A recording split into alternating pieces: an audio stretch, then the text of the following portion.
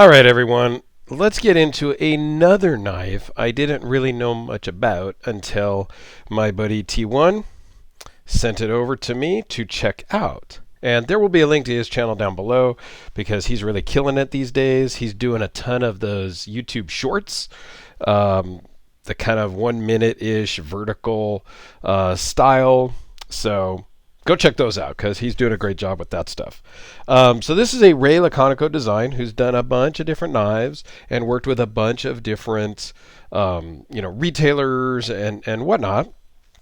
And so this is a production version, and this is an exclusive through Monterey Bay Knives, and this is the Slayback model. And what's cool about this, it's got a few cool things, is it's a double detent. What's double detent, you ask?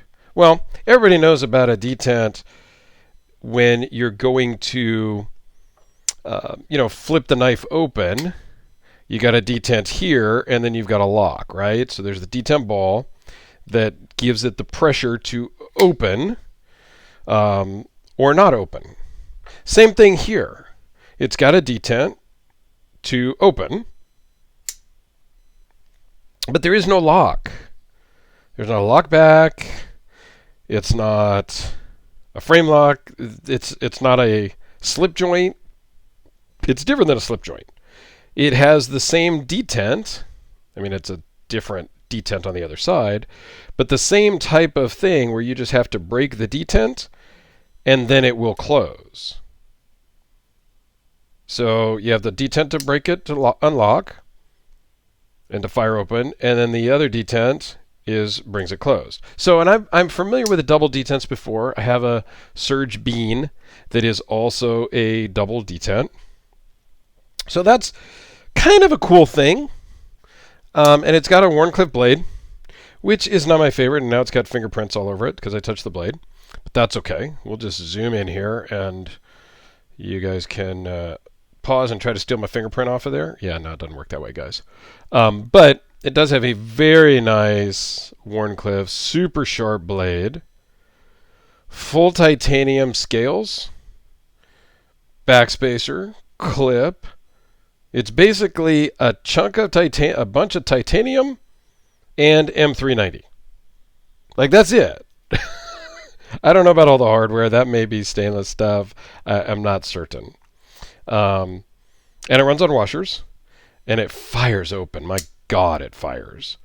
And you can kind of thumb it like a front flipper, but I don't know that that's the intent because it just works phenomenally like that.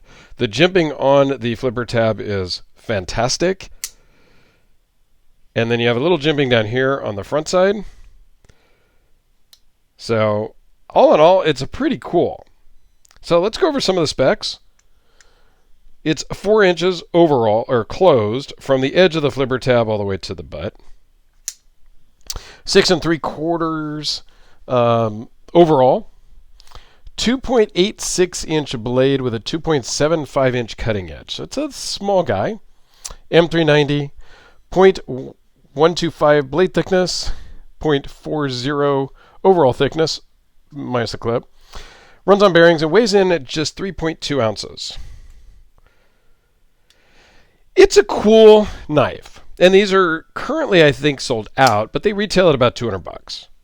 $190, $200, depending on when and where and what, right?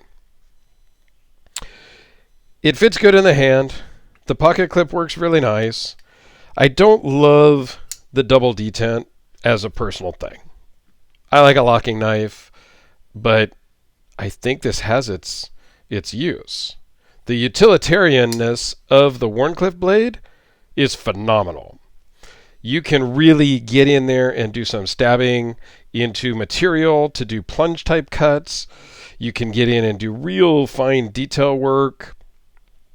It's just, it's like a box cutter blade, really.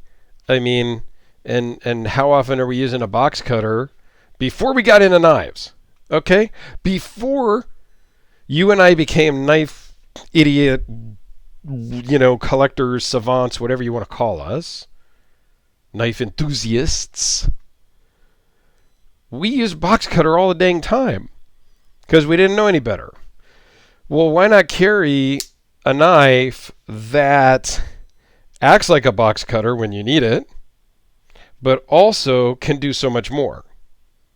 And it just clips right inside of your pocket. No problem. I don't know. There's something to be said for that.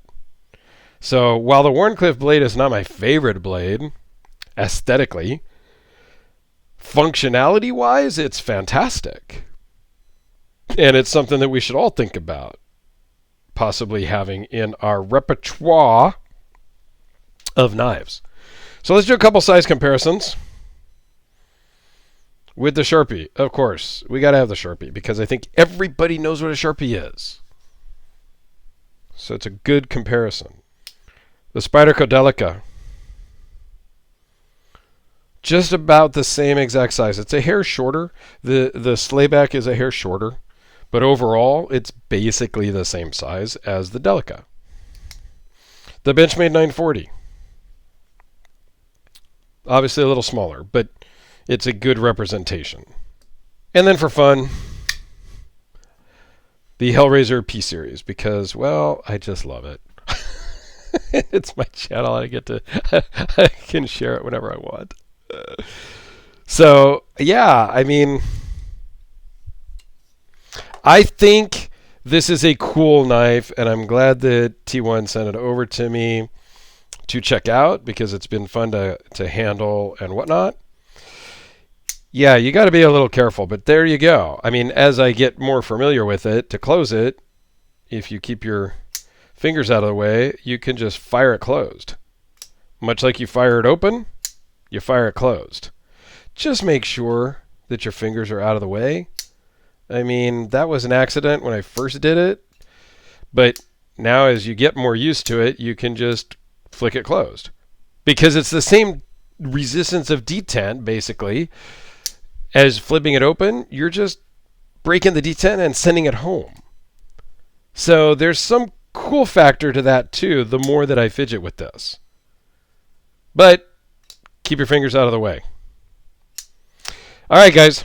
That's it for this very cool Monterey Bay Knives Slayback. Thanks for watching. Go check out T1's channel. The link will be down below. And have yourselves a great day. Thanks all.